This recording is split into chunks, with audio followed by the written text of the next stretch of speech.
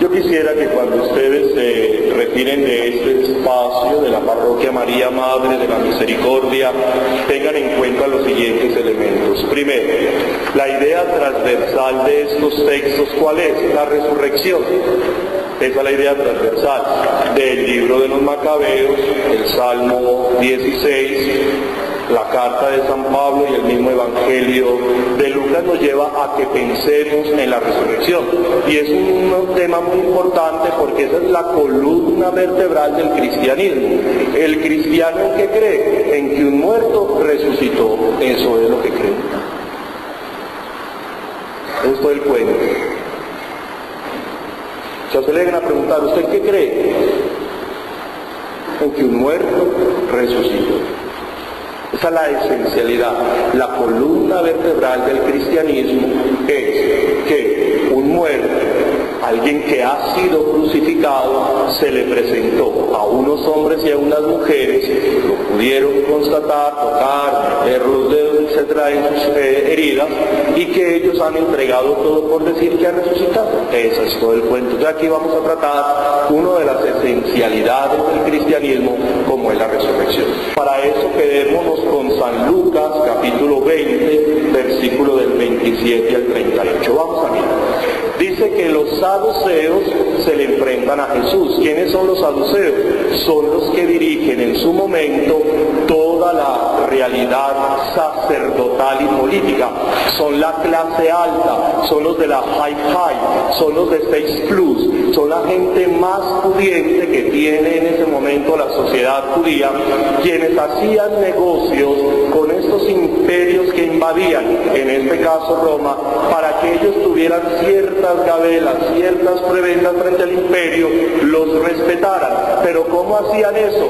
Exprimiéndole a la gente a punta de impuestos a través del templo. ¿Y se los mandaban a quién? Al emperador. Y se les respetaba. Esos son los saduceos, sacerdotes que manipulan el culto, la liturgia, y que están manejando la política dentro del mundo judío en relación con el imperio romano. Los saduceos desaparecen en el año 70, cuando Tito, el hijo de Vespasiano, en el año 70 se comienza una revuelta en el 66, en el 70 Roma se cansa, manda a Vespasiano. Cuando Vespasiano ya estaba cerca a Galilea, un sacerdote judío que después será Flavio Josefo le dijo que él iba a ser emperador, que él era un general. Muere en ese momento el emperador, lo llaman a Vespasiano para que se regrese a Roma porque había sido elegido emperador, encarga a su hijo Tito y este termina la obra de su padre, acabando absolutamente con todo. Entre eso, el templo de Jerusalén, que según dicen los que saben, si eso existiera hoy, sería una de las maravillas del mundo. Recuerde que a eso le metieron plata a lo loco para ver si se contentaban con los judíos, pero ellos no respondían, una comunidad difícil. Entonces Tito acaba con ese templo, arrasa con todas las riquezas, se la lleva a Roma y con eso terminan también toda la casta sacerdotal, terminan los saduceos. Entonces tenemos que tener eso claro. El otro elemento es que los saduceos responden muy bien a la mentalidad judía. Escúcheme en esto. ¿Cuántos libros tienen los judíos? Tienen 39 libros. Ellos tienen 39. ¿Cuántos tenemos nosotros en el Antiguo Testamento? 46. Pero ellos no aceptan, los judíos y los que no son católicos, no aceptan una serie de libros que se escriben en griego. Por ejemplo, como el libro de los Macabeos, ellos no lo aceptan, no lo tienen en sus Biblias, ni el libro de la sabiduría, que son los libros más contemporáneos a esos acontecimientos de Jesús. ¿Y qué pasa cuando usted lee los 39 libros del Antiguo Testamento? Escúcheme en esto. No existe la mentalidad de la resurrección. En el Antiguo Testamento, lo que para los judíos es la Torá, los Nevi'im y los Ketubim, así es como ellos dividen la Biblia, ellos lo dividen en 3 partes, nosotros la dividimos en 4. Lo que es la Torá para ellos, los Nevi'im y los Ketubim, es decir, los 5 primeros libros de la Biblia. Nevi'im quiere decir los profetas y Ketubim, los otros escritos, donde caben los escritos sapienciales, no aparece el concepto de resurrección. ¿Qué encuentra usted ahí? Ellos dicen que en esta vida, esos libros dicen que usted solamente en esta vida puede encontrar o las bendiciones de Dios o los castigos, porque cuando usted muera bajará al Sheol, bajará al abismo, donde como una sombra ya no podrá sufrir nada. Entonces, Dios ¿dónde lo bendice? Acá, cuando usted tiene casa, carro, beca, salud, hijos, de todo. Y cuando usted es pobre, que los negocios no le salen, enfermo, etc., es que Dios lo está castigando, pero acá, no en otra parte, sino acá. Esa es la mentalidad del Antiguo Testamento. En la cultura semita, con esa mentalidad que ellos tienen dentro de su visión antropológica y dentro de la visión de la historia, ellos creen en la reencarnación.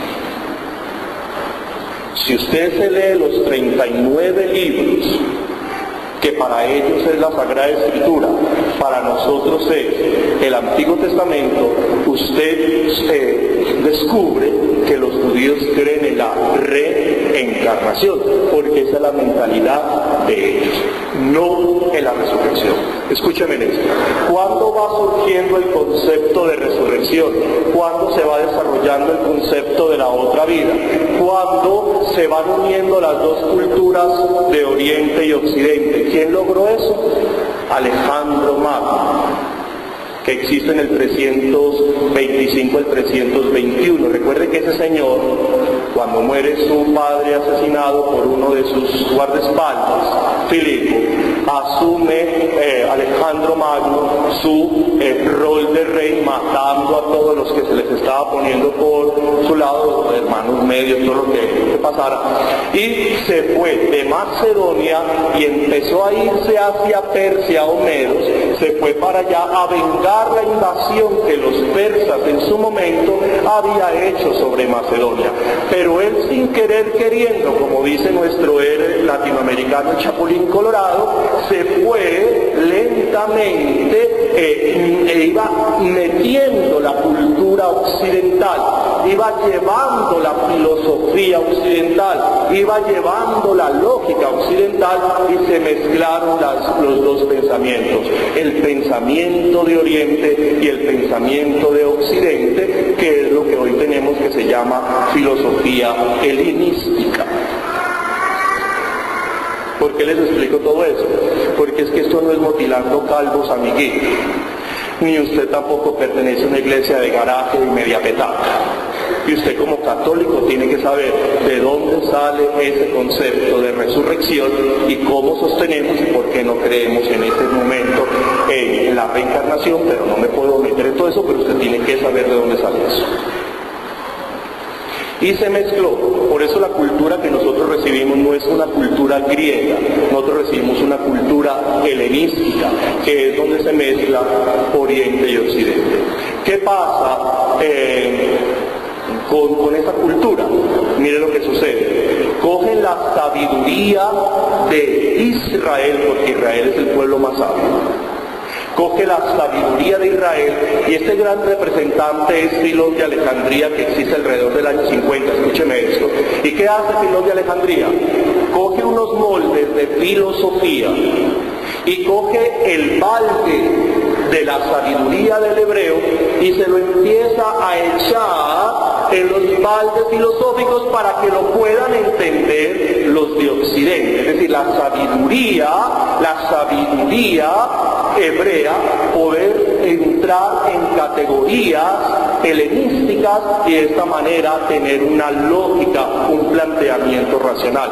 Y su máxima expresión, les digo esto para que se sientan pinchados, porque es que a veces uno va creciendo como en un complejo de inferioridad y ustedes no pertenecen a cualquier iglesia. ¿Dónde llega ese clímax de la unión del pensamiento de Oriente y Occidente? después del año 529 después de Cristo, siglo VI, cuando este emperador Justiniano cierra las escuelas helenísticas y es donde empieza a desarrollarse la filosofía cristiana o lo que llaman la Edad Media. ¿Dónde queda el esplendor de la unión de Oriente y Occidente con el cual ustedes y yo hoy nos sostenemos sobre la creación, sobre lo que es persona, sobre la realidad del alma y del cuerpo? Todas esas cosas que hoy manejamos tan libremente, eso lo logra establecer el cristianismo católico a través de su pensamiento filosófico.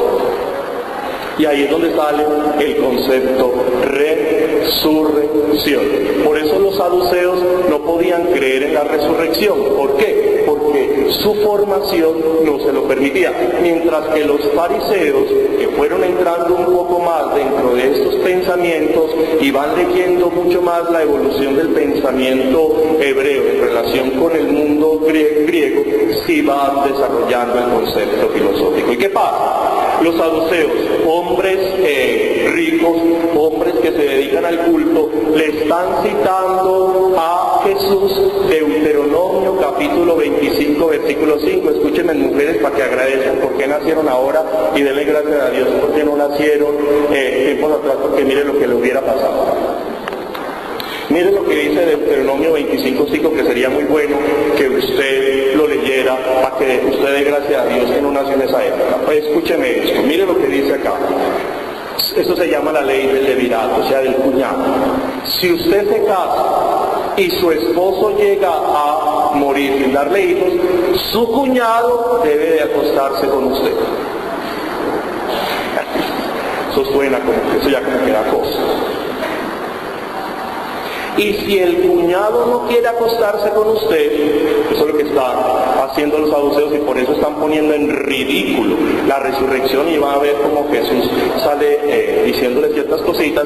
Entonces la mujer, si el cuñado no se quiere acostar con usted, la mujer se va para la municipalidad y, pues estoy hablando de tiempos de ahora, y pone una demanda al tipo y entonces el juez coloca un edicto, lo cita y toda la cosa y también invita a todo el pueblo a que se vaya a la plaza pública.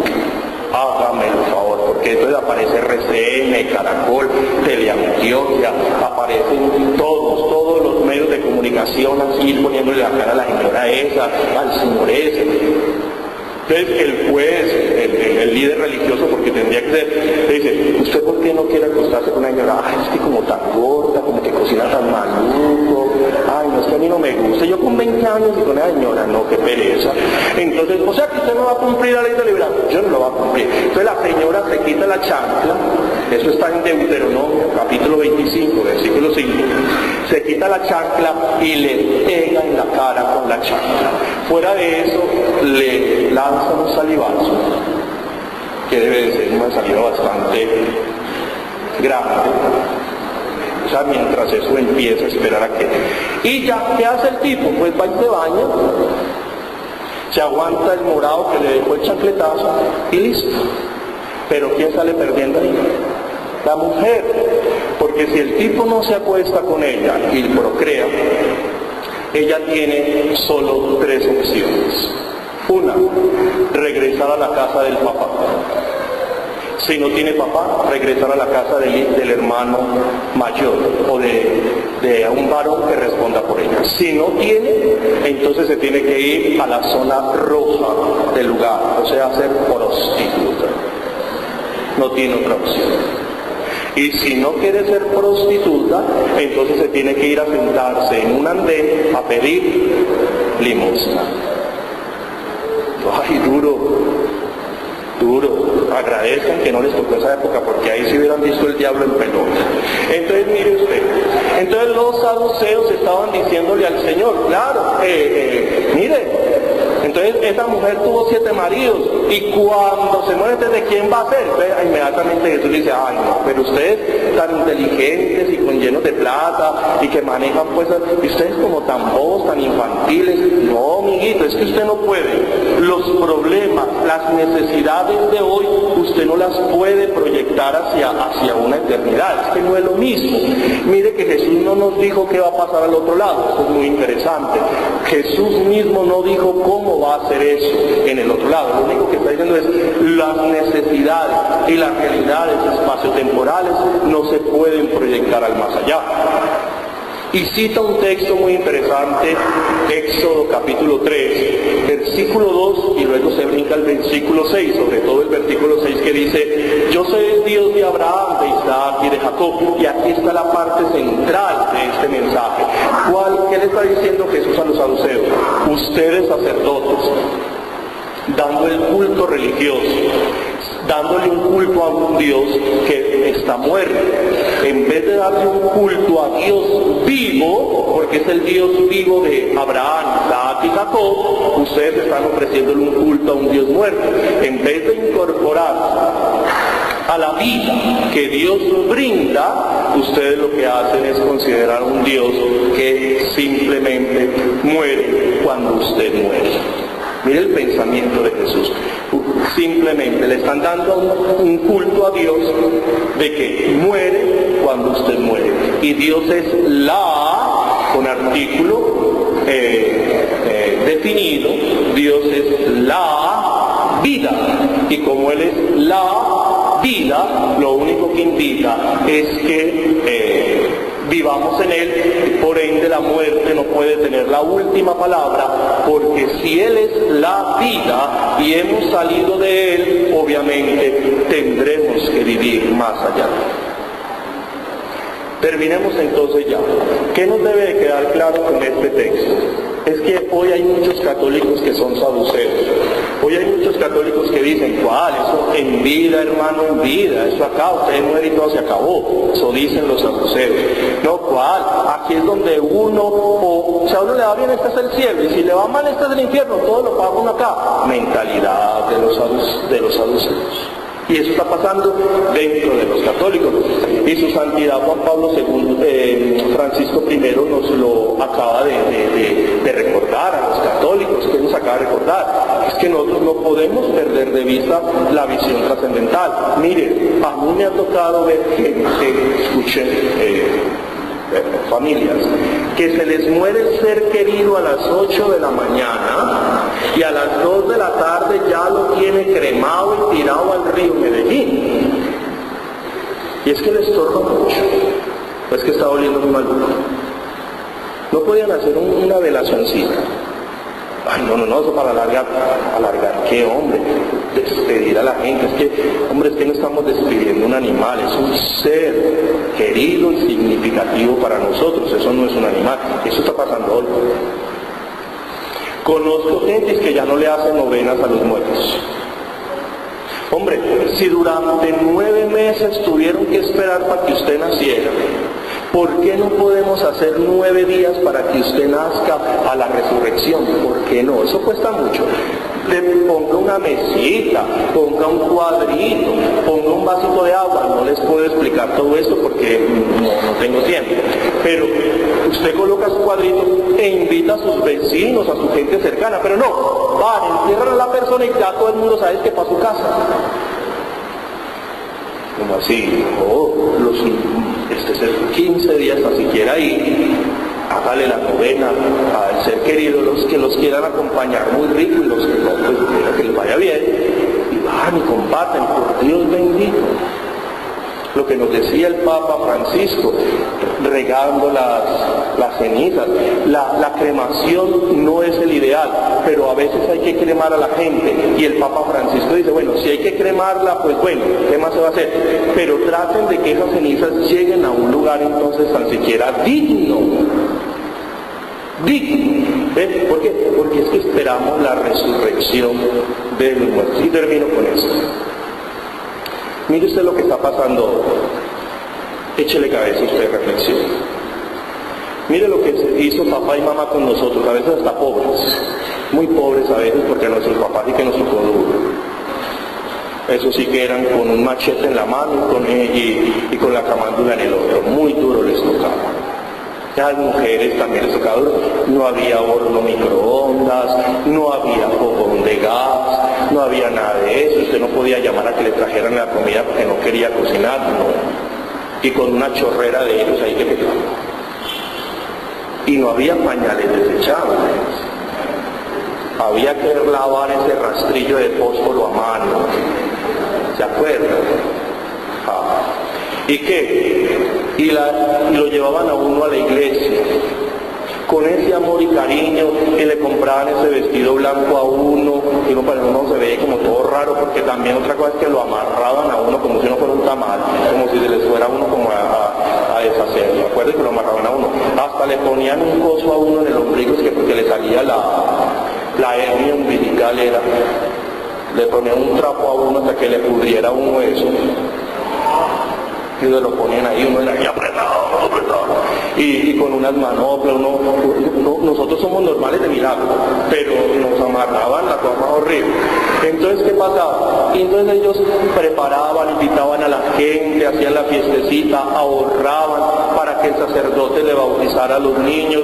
A veces el cura bien mal geniado, bien grosero, pero bueno, ellos pasaban por todo eso, y el padre les echaba el agua, luego se hacía la fiesta, luego todo ese esfuerzo porque ustedes y yo hiciéramos la primera comunión, para que nos preparáramos, luego nos compraban el vestido, hacían la fiesta, todo ese esfuerzo que hacían, luego la confirmación, ese deseo tan grande de los papás ver a su hija, por ejemplo, entrar por la puerta toda vestida de blanco, ahí entregársela a un cuchivete y boquirrajado, pero a ellos no le importaba, vaya, recíbala pues, pero ay, donde le pase algo. Y entonces se iban y en plena iglesia la entregaban y regresaban. Eso era el ideal, o el hijo casado con una buena muchacha, es decir, ese era el ideal, y ellos se esforzaban y gozaban. Y cuando se mueren, el hijo la manda a cremar lo más pronto posible, no le vuelve a celebrar una misa, no vuelve a recordar su memoria, como si lo que se hubiera muerto es un perro, y lo que se murió fue su mamá, su papá, que gracias a ellos usted es lo que es. El Señor esté con vosotros.